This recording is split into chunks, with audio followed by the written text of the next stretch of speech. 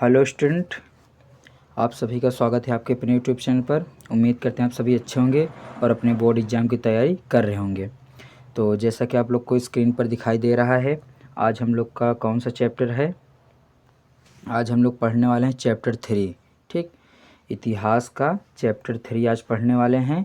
भूमंडलीकृत विश्व का बनना जो कि नाम है, और इसके सारे हम इम्पोर्टेंट इसमें से 4 इम्पोर्टेंट क्वेश्चन हमने निकाला है।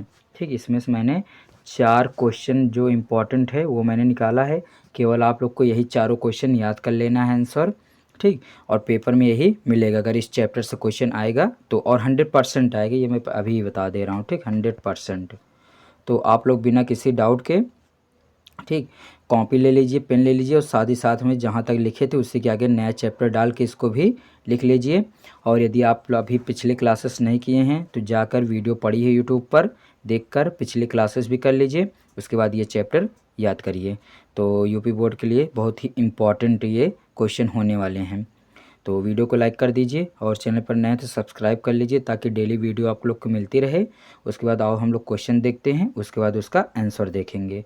जो जो मैं क्वेश्चन बताऊंगा वही वही क्वेश्चन आज आप लोग अपने कॉपी में लिखिएगा। ठीक, तो आइए क्लास को स्टार्ट करते हैं।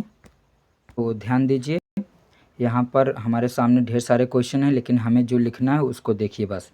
प्रश्न नंबर 20 लिखना है। ठीक, तो आप लोग 1 नंबर डालिएगा और ये क्वेश्चन लिखिएगा।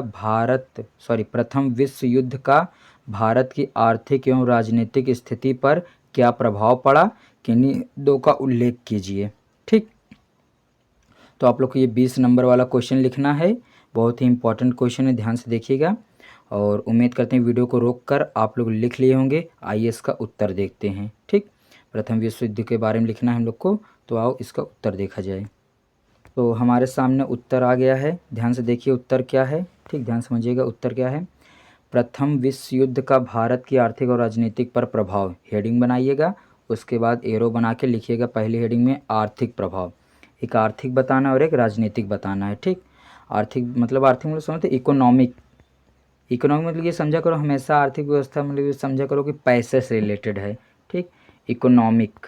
ठीक, तो मतलब ये पैसे से रिलेटेड है, बस इतना समझो बस, ताकि आप लोग अपने से बनाकर लिख सको। तो पहली हेडिंग बनाएंगे आर्थिक प्रभाव। युद्ध के कारण भारत की अर्थव्यवस्था पर भारी बोझ पड़ा। अब आके समझाते हैं। प्रथम विश्व युद्ध हुआ कब था? 1914 से लेकर 18 तक चला था। फर्स्ट वर्ल्ड वार या प्रथम विश्व युद्ध कब तक चला था? 1914 से लेकर 18 तक। तो जब ये युद्ध हुआ था तो इसमें सभी देश आपस में लड़ रहे थे, भारत भी शामिल था। तो अर्थव्यवस्था पर तो प्रभाव पड़ेगा ही। जब लड़ाई होगी तो काफ़ी चीज़ों का नुकसान होगा, पैसा खर्च होगा, तो आर्थिक व्यवस्था तो गड़बड़ाएगी ही। ठीक, तो प्रथम विश्व युद्ध कब हुआ था? 1918 में। तो ध्यान दीजिएगा क्या लिखेंगे, युद्ध के कारण। यह युद्ध कौन सा युद्ध? प्रथम विश्व युद्ध। कारण भारत की अर्थव्यवस्था पर भारी बोझ पड़ा। करों मतलब टैक्स, और वस्तुओं के दामों में वृद्धि हुई। मतलब जब युद्ध होगा तो वस्तुओं के दामों में क्या वृद्धि तो होगी, मतलब महंगाई बढ़ेगी, जिससे आम जनता को कठिनाइयों का सामना करना पड़ा। मतलब जो बड़े लोग हैं उनको तो ठीक है, आम जनता को कठिनाइयों का सामना करना पड़ा। तो दूसरी हेडिंग क्या बनाएंगे? मैं पढ़ा दे रहा हूँ, उसके बाद एक बार आप लोग अपने से याद करते समय समझ के याद करिएगा तो याद हो जाएगा। ठीक, दूसरी हेडिंग बनेगी राजनीतिक प्रभाव। ठीक, सेकंड हेडिंग क्या है? राजनीतिक प्रभाव। युद्ध के दौरान भारतीयों में स्वतंत्रता की भावना और अधिक प्रबल हुई, मतलब बढ़ गई। ठीक, आज़ाद होने के, स्वतंत्र होने की भावना जो थी वो बढ़ गई। गांधी जी जैसे नेताओं ने राष्ट्रीय आंदोलन को नया रूप दिया। स्वराज की मांग तेजी हो गई। ठीक, स्वराज की मांग क्या हो गई? तेजी हो गई। और लास्ट पॉइंट लिख लीजिएगा यहाँ से। लास्ट पॉइंट क्या है हमारे पास? लास्ट पॉइंट क्या लिखेंगे? प्रथम विश्व युद्ध से भारत में आर्थिक संकट बढ़ा और राष्ट्रीय चेतना का विकास हुआ। ठीक, तो उम्मीद करता हूँ आप लोग समझ में आ गया होगा। वीडियो को रोककर आराम से लिख लीजिए, बहुत ही इंपॉर्टेंट क्वेश्चन है, पेपर में आने वाला क्वेश्चन है। ठीक, लिख लीजिएगा आने वाला प्रश्न है। ठीक, ध्यान देना। तो इसके बाद ये हमारा पहला आंसर कंप्लीट। देखते हैं दूसरा आंसर। ठीक, क्या है क्वेश्चन हमारे सामने? क्वेश्चन क्या है? क्वेश्चन नंबर आप लोग लिखेंगे 19। ठीक, विश्व अर्थव्यवस्था के उदय के 2 कारण लिखिए। विश्व अर्थव्यवस्था के उदय के 2 कारण लिखिए। ये क्वेश्चन लिखिए आप लोग वीडियो को रोक कर। ठीक, तो उम्मीद करते हैं आप लोग वीडियो को रोक कर लिख लिए होंगे। आइए इसका उत्तर देखते हैं। ठीक, उत्तर क्या हो जाएगा, ध्यान से देखिए। हमारे सामने उत्तर आ चुका है दूसरा। ठीक, विश्व अर्थव्यवस्था के उदय के कारण।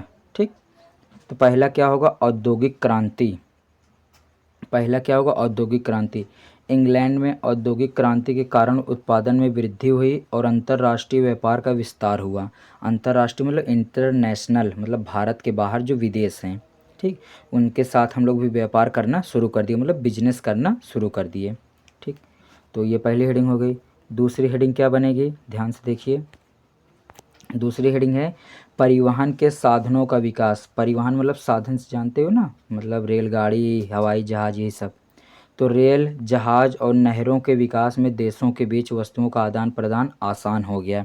ठीक, मतलब नहर या नदी से बोल सकते हो, जो नदी के माध्यम से या जो बड़े बड़े नहर हैं या नदी हैं उनके माध्यम से नाव के द्वारा जब हम लोग वस्तुओं का आदान प्रदान करते थे, एक देश से दूसरे देश या एक राज्य से दूसरे राज्य तक ले जाते थे, तो इसमें भी विकास हुआ। ठीक, तीसरी हेडिंग क्या बनाएंगे आप लोग, तीसरी हेडिंग बना लीजिए उपनिवेशवाद का विस्तार। देखो आप लोग वीडियो रोक लिया करिए, ठीक, लिख कर फिर जब मैं बोलता हूँ सुनिया करिए और समझा करिए। तो उपनिवेशवाद का विस्तार, यूरोपीय देशों ने एशिया और अफ्रीका में उपनिवेश स्थापित किए जिससे व्यापार बढ़ा, मतलब अपने अपने ये समझ सकते हो कि एक कंपनी स्थापित किए, ठीक, जिससे व्यापार बढ़ सके। तो खुद से भी पढ़ लीजिएगा। चौथा नंबर क्या है, चौथा पॉइंट हमारे पास है नए बाज़ारों की खोज की गई। तो यूरोपीय देशों ने अपने औद्योगिक उत्पादों की बिक्री के लिए नए बाज़ार ढूंढे। पांचवा पॉइंट क्या हो जाएगा, पांचवा पॉइंट है हमारे पास वित्तीय संस्थाओं का विकास। वित्तीय मतलब पैसा, ठीक, तो बैंकों और बीमा कंपनियों के विकास से अंतर्राष्ट्रीय, ठीक, अंतर्राष्ट्रीय क्या हुआ, अंतर्राष्ट्रीय व्यापार को बढ़ावा मिला। ठीक, तो उम्मीद करते हैं ये भी समझ में आ गया होगा। खुद से पढ़ लीजिएगा एक बार, ठीक, वीडियो को रोक कर। तो बढ़ते हैं नेक्स्ट क्वेश्चन की ओर, देखते हैं हमारा तीसरा क्वेश्चन कौन सा है। अगला क्वेश्चन कौन सा है, ध्यान से देखिए। नेक्स्ट क्वेश्चन आप लोग कौन सा लिखेंगे, 16 नंबर। मैं जो बता रहा हूँ केवल आप लोग को वही लिखना है बस, ठीक, ध्यान देखिए। तो 16 नंबर क्वेश्चन क्या है, प्रथम विश्व युद्ध के बाद होने वाली आर्थिक महामंदी का भारत पर क्या प्रभाव पड़ा। ठीक, आर्थिक महामंदी, महामंदी मतलब समझते हो ना कि महामंदी आ गई थी एकदम, ये समझो। ठीक, तो आइए हम लोग आंसर देखते हैं, तो आप लोग को समझ में आ जाएगा। उत्तर है हमारे पास, ध्यान समझिए, प्रथम विश्व युद्ध के बाद होने वाली आर्थिक महामंदी का प्रभाव। ठीक, तो प्रभाव देखने पहले किस पर क्या क्या प्रभाव पड़ा। ठीक, तो पहली हेडिंग क्या बनाएंगे, कृषि पर प्रभाव। भारतीय किसानों को अपनी फसलों से के बहुत कम दाम मिलने लगे। गेहूं और कपास जैसी फसलों की कीमतें गिर गई। मंदी मतलब ये है ना कि कीमत में क्या हो, गिरावट होना। तो इसमें क्या हुआ, फसलों में क्या हुए, बहुत कम दाम मिलने लगे फसलों के और कीमतें गिर गई। दूसरा नंबर, रोजगार की समस्या। सब हेडिंग याद करिएगा ध्यान से। रोजगार की समस्या, उद्योग धंधे ठप्प हो गए जिससे लोगों की नौकरियां चली गई और बेरोजगारी बढ़ी। ठीक, तीसरा पॉइंट है हमारे सामने, व्यापार में कमी। विदेशों में मांग घटने से भारत का निर्यात बहुत कम हो गया। मतलब विदेशों में जब आवश्यकता ही नहीं पड़ेगी तो भारत से ले ही नहीं जाएंगे। जब भारत से ले नहीं जाएंगे, भारत की चीज़ भारत में ही रहेगी, तो उसका दाम अपने आप गिर जाएगा।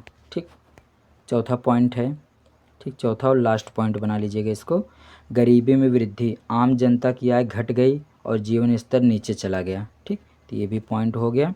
तो उम्मीद करते हैं आप लोग को ये तीसरा क्वेश्चन भी समझ में आ गया होगा। अब देखते हैं आज का लास्ट क्वेश्चन। ठीक, तो उम्मीद करते हैं आप लोग को समझ में आ रहा होगा। बहुत ही इंपॉर्टेंट क्वेश्चन है सभी के सभी, ठीक, पेपर में एग्जैक्ट मिलेंगे। तो अगला क्वेश्चन नेक्स्ट हमारे सामने है। ठीक, कौन सा लिखेंगे आप लोग, ये वाला लिखिएगा। ठीक, 14 नंबर, वैश्विक आर्थिक महामंदी के कारणों का उल्लेख कीजिए। ठीक, इसका उत्तर आप लोग को लिखना है, ध्यान से देखिएगा इसका उत्तर क्या होगा। तो उत्तर हमारे सामने आ चुका है, वैश्विक आर्थिक महामंदी के कारण। हेडिंग बनाएंगे और पहली हेडिंग क्या बनाएंगे, अधिक उत्पादन। ठीक, अधिक उत्पादन। तो क्या होगा, कारखानों में ज़रूरत से ज़्यादा वस्तुएं बनने लगी लेकिन उनकी बिक्री नहीं हो पाई, तो महामंदी तो आएगी। मतलब ये समझो, हमारे पास वस्तु ज़्यादा हो गई, जब ज़्यादा वस्तु हो जाएगी तो क्या होगा, उसकी कीमत में गिरावट आ जाएगी। उसकी कीमत क्या, जैसे मान लो कोई चीज़ नहीं, जैसे इस समय मान लो मटर आई है, ठीक, तो इस समय मटर मान लेते हैं 100 रुपये किलो है, ठीक, लेकिन आज के 1 महीने बाद जब ढेर सारी मटर आने लगेंगी हर तरफ से, तो क्या होगा, यही मटर हमारी 40 रुपये किलो, 50 रुपये किलो हो जाएगी। तो मतलब क्या होगा, जब वस्तुओं की संख्या बढ़ जाती है तो उनके कीमतों में क्या होती, कमी आ जाती है। तो वही सेंस यहाँ पर है अधिक उत्पादन में, कि कारखानों में ज़रूरत से ज़्यादा वस्तुएं बनने लगी जिससे उनकी बिक्री नहीं हो पाई, तो क्या हुआ, घाटा होने लगा। दूसरा पॉइंट है शेयर बाजार का पतन, ठीक, 1929, महामंदी 1929 में ही आई थी, ये भी याद रखना। अमेरिका के शेयर बाजार के गिरने से पूरी दुनिया की अर्थव्यवस्था पर बुरा असर पड़ा, ठीक, इसको लिख लेना। तीसरा पॉइंट क्या बनाएंगे, तीसरा पॉइंट बनाएंगे बैंकिंग प्रणाली की कमजोरी, अनेक बैंक बंद हो गए जिससे लोगों की पूंजी डूब गई, ठीक। चौथा पॉइंट लिखिए अंतर्राष्ट्रीय व्यापार में कमी, ठीक, इंटरनेशनल, तो देशों ने अपने बाज़ारों की रक्षा के लिए आयात पर रोक लगा दी जिससे व्यापार घट गया, ठीक। लास्ट पॉइंट देखिए आज का 5वां नंबर जो पॉइंट है, कृषि संकट, फसलों के दाम में बहुत नीचे गिर गए जिससे किसानों का भारी नुकसान हुआ, अभी पढ़े थे ना। तो उम्मीद करते हैं आप लोग को सारी चीज़ें समझ में आ गया होगा, आप लोग इसको अच्छे से याद कर लीजिएगा, ठीक है। अभी टाइम है, 2-2 क्वेश्चन, एक-एक क्वेश्चन डेली याद करते रहिए और लिखते रहिए, और पेपर में सबसे अलग आपका ही क्वेश्चन रहेगा 100% समझ लो, क्योंकि सब लोग विद्या से याद करेंगे, ठीक, बुक से याद करेंगे, सबका सेम सेम मैच कर जाएगा, ठीक। तो आगे आप समझदार हैं, खुद ही समझ सकते हैं, ठीक, मैं क्या कहना चाहता हूँ। तो मिलते हैं नेक्स्ट वीडियो में। आज आप लोग का ये जो चैप्टर 3 था, चैप्टर 3, ठीक, जो क्या था ये देखो, आप लोग का जो ये चैप्टर 3 था ये आज क्या हो गया, आज ये भूमंडलीकृत विश्व का बनाना कंप्लीट हो गया, चैप्टर 3, ठीक। कल मिलेंगे चैप्टर 4 के साथ, उम्मीद करते हैं आप लोग पढ़ रहे होंगे और अपनी नोट्स बनाकर अच्छे से याद भी कर लीजिएगा नेक्स्ट वीडियो आने तक।